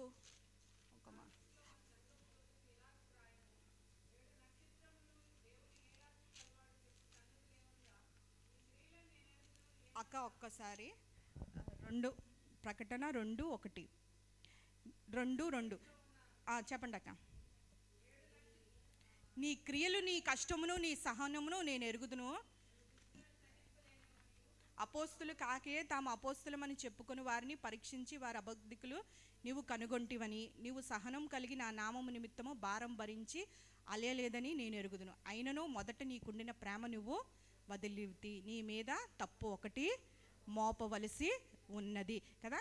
ఈ సంఘం కొరకు మంచి మాటలు ఏంటంటే విశ్రాంతి లేకుండా ప్రయాసపడే సంఘం అని, దేవుని కొరకు ఏంటంటే కష్టపడిన సంఘం అని, సహించిన దేవుని నామం కొరకు సహించిన సంఘం అని దానికి పేరుంది. కానీ దానికి ఉన్న ప్రమాదకరమైన స్థితి ఏంటంటే మొదటి ప్రేమను విడిచిపెట్టేసిందంట. మొదటి ప్రేమను విడిచిపెట్టేసింది కాబట్టి అంటే ఇక్కడ ఏమంటున్నాడంట, నీ దీపస్తంభమును నేను నీ యొద్దకు వచ్చి నీ దీపస్తంభమును దాని చోట నుండి తీసి వేయుదును. అంటే దేవుని పనులే చేస్తున్నారు, కానీ దేవుని పనుల కన్నా ఏంటంట ప్రార్థనను దేవుణ్ణి నిర్లక్ష్యపరుస్తున్నారు. అంటే ఇప్పుడు దేవుని పనుల్ని దేవుని కార్యాలని దేవుడు లేకుండా చేస్తే, ప్రార్థన సహకారంతో లేకుండా చేస్తేనే దేవుడు ఏంటంటే నేరం మోపుతున్నాడు ఆ సంఘాన్ని మీద. అలాంటప్పుడు మన లోక పనుల్ని ఏంటంట మనం ఆ లోక పనులు ఉన్న ఆ భారాల్ని, లోక పనులు ఉన్న భారాన్ని మనం ఏంటంటే ప్రార్థన నుంచి మనని పక్కదోవ పట్టించకూడదు. ప్రార్థన అది మన ప్రార్థన సమయాన్ని దొంగిలించేది, అది కుయుక్తి, అపవాది కుయుక్తి అన్నమాట. అది దాని తంత్రములు ఎరిగిన వారమే మనం ఉండకూడదు కదా. దేవుని పనులు చేయకుండా ఆటంకపరిచే ప్రార్థనా సమయాన్ని దొంగిలించే అపవాది పనులే మీరు చేయకూడదు అన్నప్పుడు మన లోక పనులు ఎంత మాత్రమూ చేయకూడదు. దాన్ని గ్రహించాలి. మనము ప్రమాద స్థితిలో ఉన్నామని, మన ఆత్మీయ పీఠం, బలిపీఠము, ప్రార్థనా బలిపీఠము, మన కోట అది కూలిపోతుందని మనం గుర్తెరిగి మనం ఏం చేయాలంట, మనం మెలకువ కలిగి స్వస్థ బుద్ధి కలిగి మనం ప్రార్థన చేయాలి. పేతురు గొప్ప పాఠాన్ని నేర్చుకున్నాడు. ప్రార్థనా జీవితంలో మెలకువగా ఉండి యేసయ్యతో గెత్సెమనే తోటలోని ఉండలేక కాబట్టి పేతురు రాసిన పత్రికలోని చెప్తున్నాడు, మీరు ఏంటంటే మెలకువ కలిగి స్వస్థ బుద్ధి కలిగి మీరు ప్రార్థన చెయ్యవలెను అని ఉంటుంది. అందుకే ఈ సమయాన్ని ఏం చేయాలంట, ప్రార్థనకి ఇవ్వాల్సిన సమయాన్ని ఎవరు దొంగిలించుకుంటా. ఎంతకాలం మనం ప్రార్థన చేయకుండా మన పనులు మనం చేసుకుంటూ వెళ్ళిపోతే ఎంతవరకు సఫలీకృతం అవుతామంటే ఖచ్చితంగా అది అవ్వలేం. ప్రార్థన చేస్తూ మన పనులు మనం జరిగించుకున్నట్లయితే అందులో దేవుని ఆశీర్వాదం ఉంటుంది, దేవుని తోడు ఉంటుంది, దేవుని హస్తం అందులో ఉంటుంది. నీ పనుల భారము యెహోవా మీద మోపుము, అప్పుడు నీ ఉద్దేశములు ఆయన సఫలపరచుము అంట. నువ్వు దాని మీద యేసయ్య మీద మోపి మనం ప్రార్థన చేసినప్పుడు దేవుడు దానికి జ్ఞానం ఇస్తాడు, శక్తి ఇస్తాడు, ఆ పనులు చేసుకోవడానికి దాని మార్గం సరళం చేస్తాను అంటాడు. కానీ మనము అది విడిచిపెట్టి మన ప్రార్థనా స్థితిని, మన ప్రార్థనా పోరాటాన్ని మనము విడిచిపెట్టకూడదు. అది అపవాది దొంగిలించినప్పుడు మనము ఏంటంటే మెలకు కలిగి జాగ్రత్త పడి మనము మన జీవితాన్ని మళ్ళీ సరి చేసుకుంటూ ఉండాలి. అట్లాగే మనం చూడండి, ఆరాధనకు వస్తున్నప్పుడు దావీదు 27 కీర్తనలో ఒక మాట అంటూ ఉంటాడు. ఏంటంటూ ఉంటాడంట, నేను ఒక వరమును అడిగానంట దేవుణ్ణి కదా, యెహోవా ప్రభావమును చూడవలెనని ఆయన మందిరంలో. మనం కదా ఆరాధన చేస్తుంటాం, చాలాసార్లు మన హృదయం దూరంగానే ఉంటుంది, మన పెదవులు మాత్రం ఉంటూ ఉంటాయి. ఎందుకు దేవుని ప్రత్యక్షతను, దేవుని ప్రభావమును కదా అట్లాగా మనం ఆరాధనలో ఎందుకు చూడలేము, దేవుని సన్నిధిని ఎందుకు చూడలేము చాలాసార్లు అని అంటే, దేవుని తెలుసుకోవడం. ఆరాధించడం అంటే ఏంటంటే ఆయన చేసిన ఉపకారం, నేను చేయలేని పనులు, నా శక్తికి మించిన పనులు, మన జీవితంలో అనేకమైన ఉపకారములు మేలు చేసినప్పుడు దేవుని సన్నిధిలో మనం వచ్చినప్పుడు కృతజ్ఞతతో ఆయన్ని స్తుతిస్తూ ఉంటాము. ఆయన మహిమను బట్టి, ఆయన ఏమై ఉన్నాడో దాన్ని బట్టి మనం స్తుతిస్తున్నప్పుడు దాని ఫలితాన్ని మనం చూడలేకపోతూ ఉంటాం. చూడండి, యెషయా రాసిన గ్రంథంలో 6వ అధ్యాయంలో ఉంటుంది కదా, దూత ఏం చేస్తున్నారంట, పరిశుద్ధుడు పరిశుద్ధుడు అని చెప్పి సర్వలోకము నీ మహిమతో నిండి ఉన్నది అని చెప్పి ఏంటంటుంటాయంట, గాన ప్రతిగానములు చేస్తున్నప్పుడు గొప్ప స్వరములతో గాన ప్రతిగానములు, ఆ స్వరము వల్ల ఏమవుతుందంట, గడప కమ్ములు పునాదులు కదులుచుండు ప్రభావంతో నిండి ఉండిందంట. ఇది నాన్న మనం స్తుతించినప్పుడు గడప కమ్ములు కదలాలి. ఎట్లా చేయాలంట, నువ్వు దేవుని ఆరాధించినప్పుడు పూర్ణ శక్తితో, పూర్ణ బలంతో, ఏదైనా మన ఇంట్లో పని చేసుకోవాల్సి వచ్చినప్పుడు నేను అట్లాగే చేస్తాను, పూర్ణ శక్తి అంతా పెడతాను, బలం అంతా పెడతాను. ఒకవేళ అంత శక్తి అంతా అయిపోయి మళ్ళా పిల్లలు ఎవరైనా ఏదైనా వచ్చి అడిగినప్పుడు అప్పుడు కూడా బలం తెచ్చుకొని, శక్తి తెచ్చుకొని వారికి నేను ఉండాలి కదా, వాళ్ళ పక్షాన ఉండాలని చేయాలి. అలాంటిది దేవుని కొరకు, దేవుని మందిరంలో ఆయన చేసిన మేళ్ళ బట్టి, ఉపకారాలు బట్టి దేవునికి స్తుతించాల్సి వస్తున్నప్పుడు ఎట్లా చేయాలట, పునాదులు కదిలిపోనట. ఈ దినాన్ని ఇక్కడ మనం రేపటి దినాన్న దేవునితో పాటు పరలోకం సదాకాలం ఉండాల్సినప్పుడు ఏం చేస్తామంట, ఆకలి, నీరు, వండుకోవడం, తినడం, ఉదుక్కోవడం ఏమీ ఉండవు.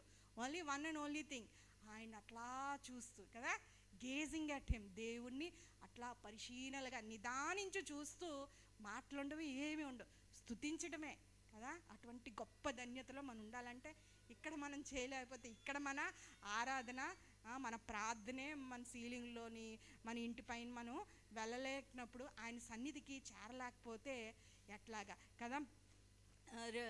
ప్రకటన గ్రంథంలో ఉంటుందంట, మన ప్రార్థనా ధూపము ఆయన సన్నిధిలో ఎట్లాగుంటుందంట, బంగారు పాత్రలో ఉంటుందంట, తీసుకెళ్తారంట దేవదూతలు.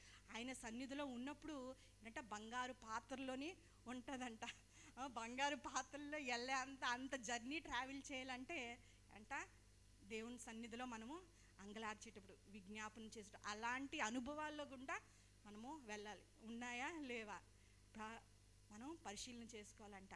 జాన్ హైడ్ అనే భక్తుడు ప్రార్థన చేసినప్పుడు అంట, ఇటువైపు ఉండే గుండె, లెఫ్ట్ సైడ్ ఉండే గుండె రైట్ సైడ్కి వెళ్ళిపోయిందట. డేవిడ్ బ్రెయినార్డ్ రెడ్ ఇండియన్స్ కొరకు ప్రార్థన చేస్తున్నప్పుడు అంట, ఆయన ప్రార్థన చేసి వారి రక్షణ కొరకు ప్రార్థన చేసినప్పుడు మొత్తం షర్ట్ అంతా తడిచిపోయేదంట. ఇంకొక భక్తుడు ప్రార్థన చేసినప్పుడు అన్ని గంటలు ప్రార్థన చేసి లేచినప్పుడు అంగలార్చిన తర్వాత సరిగ్గా నడవలేకపోయేవారంట కొంచెం సమయం వరకునంట. ఎందుకు అంటే నీవు నేను మనం చెయ్యాలో లేదో, కానీ నేను అంటుంటాను వాటిని బట్టి నాకు సిగ్గేస్తుంటుంది చెప్పడానికి. ఎందుకంటే అటువంటి విజయంలో కాకపోయినా ప్రభా, అంత మట్టుకు కాకపోయినా ప్రభా ప్రార్థన చేయాలి. ఖచ్చితంగా నీ అనుభవం, నీ ముఖ దర్శనము రావాలి. ఆయన ప్రార్థన చేసినప్పుడు, మనం ప్రార్థన చేసి లెగిసినప్పుడు ఏంటంట, నీ హృదయంలో ఉండే వేదన, తుఫాన్లు, సుడిగుండాలు అని యేసయ్యనే మనం అనుభవించాలి. లేచిన తర్వాత పరిస్థితి అయితే అలాంటి అనుభవాలు గుండా దేవుని కృపను బట్టి మనము వెళ్ళాం కదా. పౌలు ఏమంటాడంటే, గమల్యేలు పాదముల దగ్గర ఎక్కడ నేర్చుకున్నాడు? ధర్మశాస్త్ర బోధను నేర్చుకున్నాడంట. ఆ తర్వాత యేసయ్య ఆయన దర్శించిన తర్వాత ఎక్కడ గలతీలు రాసిన పత్రికలు నేను ఎవరి దగ్గరికి వెళ్ళలేదు. చూడండి, గలతీలు రాసిన పత్రికలోని ఎక్కడ నేర్చుకున్నాడు? ఆయనకి అనేకమైన ప్రత్యక్షలు, అనేకమైన విశేషమైన దర్శనాలు కలిగాయంట. అయినప్పటికీ కూడా ఆయన ఏం చేశాడంట, ఇటువంటి జ్ఞానం 1:15 అయినను తల్లి గర్భమునందు పడినది మొదలుకొని నన్ను ప్రత్యేకపరిచి తన కృపచేత నన్ను పిలిచిన దేవుడు నన్ను అన్యజనుల్లో తన కుమారుని ప్రకటింపవలనని ఆయనను నా యందు బలపరచని అనుగ్రహించినప్పుడు మనుష్య మాతృలతో నేను సంప్రదింపలేదు. ఎట్లాగంట, I didn't go to anyone. అప్పటికే అపోస్తులు ఉన్నారు కదా, నేను వెళ్ళలేదు. నాకంటే ముందుగా అపోస్తులైన వారి యొద్దకు యెరూషలేమునకైనను నేను వెళ్ళలేదు, కానీ వెంటనే అరేబియా దేశంలోకి వెళ్ళి తిని పిమ్మట దమస్కు పట్టణంకు తిరిగి వెళ్ళి అక్కడ ఒక 3 సంవత్సరాలు ఉంటారంట. ఎందుకు అరేబియా అంటే, ఎవరితోని కాకుండా యేసయ్య పాదముల దగ్గర ఆయన మోకరిల్లాడంట. దేవుడు తన చిత్తాన్ని అంతా బయలుపరిచాడంట. ఆయనకి ఆ ప్రత్యక్షత ఇచ్చాడు. అనేకమైన గొప్ప గొప్ప పత్రికలు ఇక్కడ ఈ నూతన నిబంధనలు 27 ఉంటే 13 పత్రికలు ఎవరు రాశారమ్మా? పౌలు గారే రాశాడు. అనేకమైన 3 మిషనరీ ప్రయాణాలు చేశారు. అనేకమైన ఏంటంటే అప్పుడు వరకు ఖండాలకు వరకు సువార్త వెళ్ళలేదు. ఆయన ద్వారా ఏంటంటే ఖండాలకు సువార్త ప్రకటింపబడింది. ఆయన అనేక సంఘాలని స్థాపించాడు, ప్రకటించాడు. ఆ సంఘాలకు వారిని బలపరచడానికి వాటికి మళ్ళీ పత్రికలు రాయించి పంపించాడు. అటువంటి రీతిగా అనేకమైన విశేషణముగా ఆయనకు ఏంటొచ్చిందంట, దర్శనములు కలిగినాయి. అట్లాగా అటువంటి భక్తుడు ఎట్లాగయ్యాడంట, ఎట్లా నేర్చుకున్నాడు? అనేక మందికి బోధించటానికి ఎట్లా నేర్చుకున్నాడంట? యేసయ్య పాదముల దగ్గర, గమల్యేలు పాదం దగ్గర నేర్చుకునే అనుభవం ఉంది కాబట్టే తన సమకాలికలు కంటే తాను ఏంటంట ప్రావీణ్యుడు ఉండే ధర్మశాస్త్రంలో ఇక్కడ ఉంటుంది కదా. నా సహోదరులందరికంటే ధర్మశాస్త్ర బోధలు యందు నేను మిక్కిలి హెచ్చైన వాడిని, అంటే నేను గొప్పవాడిని, వారికంటే నాకు ఎక్కువ జ్ఞానం ఉంది అని చెబుతూ కూడా అటువంటి అనుభవంలోనే ఏం చేశాడంట, యేసయ్య పాదాల దగ్గరికి వెళ్ళి ఆ 3 సంవత్సరములు ఒంటరిగా యేసు పాదములు పట్టుకుని ఉన్నాడు. ఏం చేశాడంట, దేవుని వాక్యాన్ని నేర్చుకున్నాడు. ఆయన ముఖ దర్శనం చేసుకున్నాడు, ఆయన ప్రత్యక్షతలు తెలుసుకున్నాడు. యోహాను కూడా అద్వితీయ తండ్రి కదా, యేసయ్యను తనకున్నదంతయు కదా శక్తి కొలది ఏం చేసిందంట, మొత్తం అంతా ఇచ్చేసిందంట. తను ఇచ్చిన ఆ అత్తరు బుడ్డు ఎంత ఖరీదంట, 1 సంవత్సరము కష్టపడి వచ్చిన డబ్బుతో కొన్న సొమ్మంట. నిజంగా నీవు నేను దినాన్ని యేసయ్యని అందరికంటే ఎక్కువగా మనం ప్రేమిస్తున్నామంటే ఇచ్చట్లో మనం ఎప్పుడు వెనుతి తీయము కదా. ఒక బాయ్ ఫ్రెండ్ అంట గర్ల్ ఫ్రెండ్కి ప్రియురాలతో అంటుంటాడంట, కొండ మీద కోతిని తీసుకొస్తాను, ఆకాశ నక్షత్రాలు నీకు ఇస్తాను, నువ్వు అడిగిందంతా ఇస్తాను, ఇక్కడి నుంచి దూకమంటే దూకుతాను, రాత్రి వర్షం రాకపోతే నీ దగ్గరికి వస్తాను. సరే, అది ప్రేమ? నిజమైన ప్రేమకు ఆంక్షలు లేవు, నిజమైన ప్రేమకు హద్దులు లేవు. ఆయన మనకి ఏంటంటే హద్దులు లేని ప్రేమతో మనల్ని ప్రేమించాడు.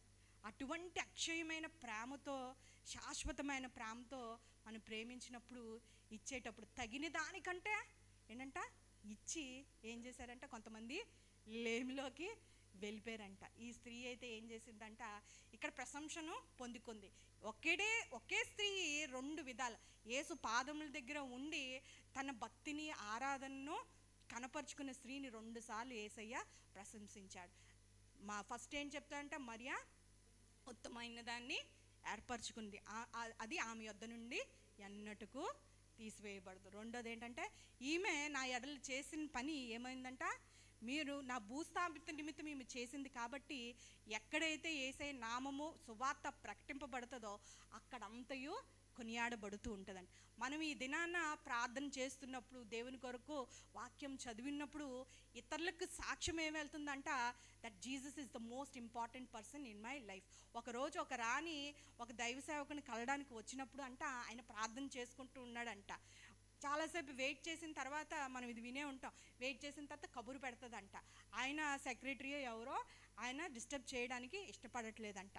ఆ తర్వాత నేను ఎవరు ఈ దేశానికి రాణిని వచ్చాను, వెళ్ళి లేపు, నేను వచ్చాను, ఎంతసేపు వెయిట్ చేయాలని అంటే అప్పుడు ఒక వర్తమానం వస్తుందంట లోపల, నేను నా రాజుతో నేను ప్రభువులకు ప్రభుతో నేను ఉన్నాను అని చెప్పి అంటారు.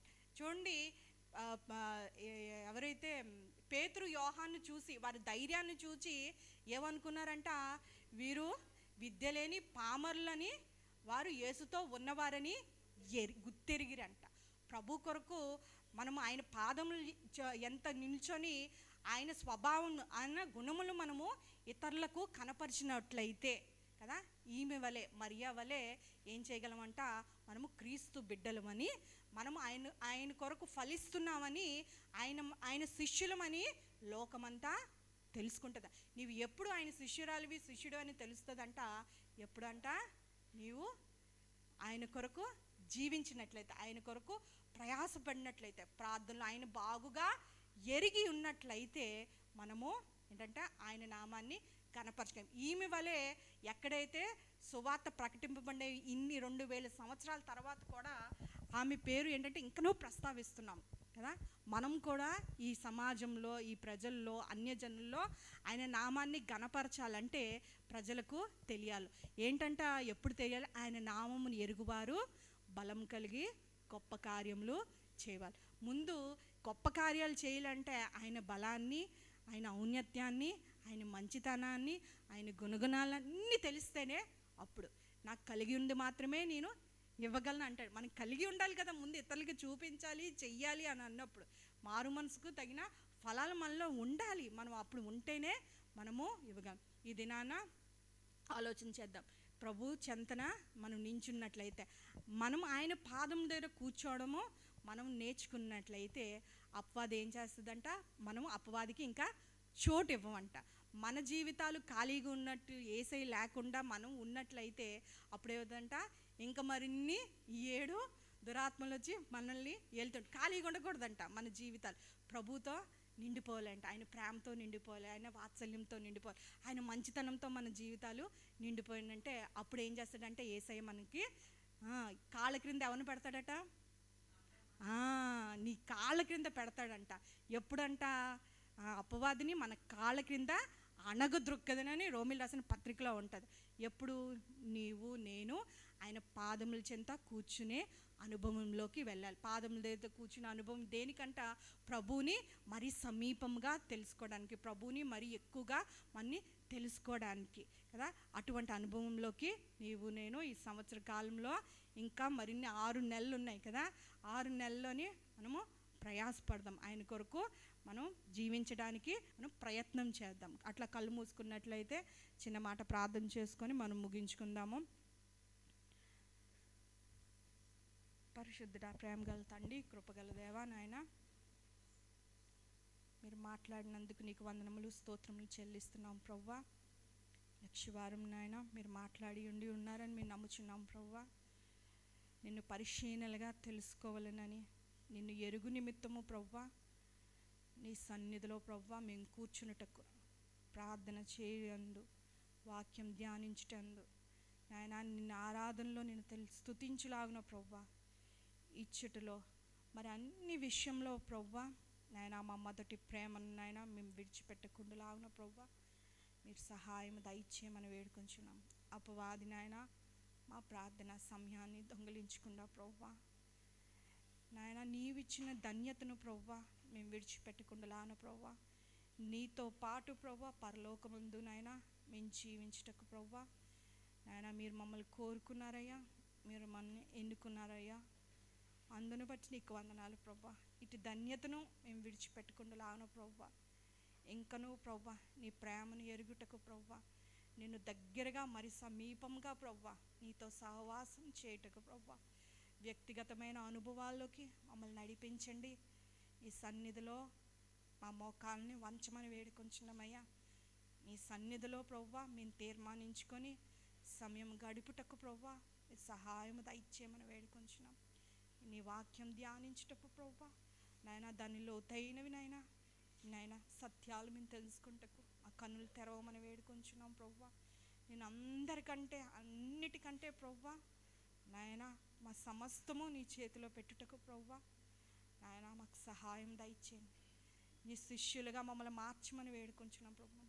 ఆరాధించట్లో ప్రభా, ప్రార్థించట్లో ప్రభా నాయన మేము నాయన ఇంకనూ ప్రభా నాయన ముందుకు కొనసాగుటకు సహాయం దయచేయండి.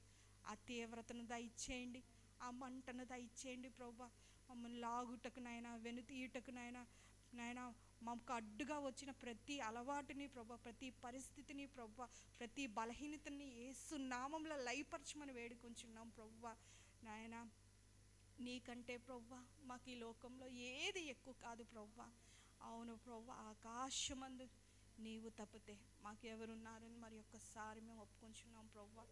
నిన్ను తెలుసుకొనుటకు నాయన మేము ప్రయాసపడుటకు నాయన పరిశీలనలుగా నువ్వు తెలుసుకుంటలో నాయన నువ్వు ఆనందించేవాడువని నాయన నీకు ఇష్టంగా ఉండుటకు నాయన నీవు మమ్మును బట్టి ఆనందించే విధంగా మేము ఉండులాగిన మా జీవితాలని నాయన నీ కొరకు పరిమళ సువాసనంగా నాయన మార్చమని వేడుకొంచున్నావయ్యా. మమ్మల్ని చెక్కమని వేడుకొంచున్నాం ప్రభా. నాయన మమ్మల్ని చెక్కుటప్పుడు నాయన నీకు నాయన లోబడి ఉండుటకు నాయన మీ సహాయము దయచేయమని వేడుకొంచున్నాం ప్రభా. మమ్మల్ని క్రమపరచమని వేడుకొంచున్నాం ప్రభా. విని విడిచిపెట్టి వెళ్ళిపోయే వారంగా ప్రభా మేము ఉండకూడదు. ఎల్లప్పుడూ నేర్చుకునే స్త్రీలుగా మేము ఉండకుండా లాగిన నాయన నీ సత్యంలోకి మమ్మల్ని నడిపించమని వేడుకొంచున్నాం నాయన. నీ సన్నిధిలో నాయన విజ్ఞాపన చేస్తున్నాం ప్రభా. నీ శక్తిని నీ బలాన్ని నాయన మేము వేడుకొంచున్నాం ప్రభా. మా శక్తి కాదయ్యా, మా భక్తి కాదు ప్రభా, కేవలం నీ ఆత్మ సహాయంతోనైనా మమ్మల్ని నడిపించమని వేడుకొంచున్నాం నాయన. ఈ దినమునైనా వచ్చిన ప్రతి స్త్రీని నాయన మీరు దృష్టించమని వేడుకొంచున్నాం ప్రభా. యేసు నామములో స్వస్థత దయచేయమని వేడుకొంచున్నామయ్యా. యేసు నామములో విడుదల దయచేయమని వేడుకొంచున్నాం నాయన. యేసు నామములో సమాధానము నెమ్మది నాయన కలుగును కాక నాయన మేము ప్రకటిస్తున్నాం ప్రభా. నాయన మీరు కార్యం జరిగించే దేవుడు నాయన. అనారోగ్యంగా ఉన్న ప్రతి స్త్రీని మీరు జ్ఞాపకం చేసుకోమని వేడుకున్నాను ప్రభా. అనారోగ్యంలో నాయన సంఘంలో బాధపడుతున్న ప్రతి నాయన వ్యక్తిని మీరు జ్ఞాపకం చేసి ముట్టి నాయన మీరు బలపరచమని వేడుకొంచున్నాం నాయన. మాంసాన్ని నాయన ఈ సమయంలో నాయన మీరు జ్ఞాపకం చేసుకోమని వేడుకొంచున్నాం ప్రభా. నాయన సంఘమంతా ఏకీభవించి మేము ప్రార్థించి ఉండగా ప్రభా తనకు జరిగిన నా సర్జరీ విషయంలో మీ కార్యం జరిగించమని వేడుకొంచున్నాం నాయన. తల్లి వలె మీరు ఆదరించమని వేడుకొంచున్నామయ్యా. మీరు బలపరచమని వేడుకొంచున్నాం. తన విశ్వాసాన్ని అధికం చేయమని వేడుకొంచున్నాం ప్రభా. మీ తోడు మీ సన్నిధి ఆ బిడ్డకు ఉంచమని వేడుకొంచున్నాం నాయన. డాక్టర్లు ట్రీట్ చేయనుండగా ప్రభా నీ మీద సంపూర్ణంగా ఆనుకునే మనసు ఆ బిడ్డకు దయచేసి ప్రభా నేను నీ సాక్షాత్ మేము బిడ్డను నిలవబెట్టమని వేడుకొంచున్నామయ్యా. మీ కార్యం జరిగించినాక నీకు వందనములు స్తోత్రములు చెల్లిస్తున్నామయ్యా. నాయన మేము వెళ్చుండగా నీ కృప మాకు తోడుగా ఉండి నాయన మరి లక్ష్మీవారం నాయన మీకు కలుసుకున్నంత వరకు ప్రభా మీరే మాకు తోడుగా ఉండి మీరే మహిమ గంత ప్రభావాలు పొందుకోమని యేసయ్య పరిశుద్ధ నామములో అడిగి వేడుకొంచున్నాం తండ్రి. ఆమేన్.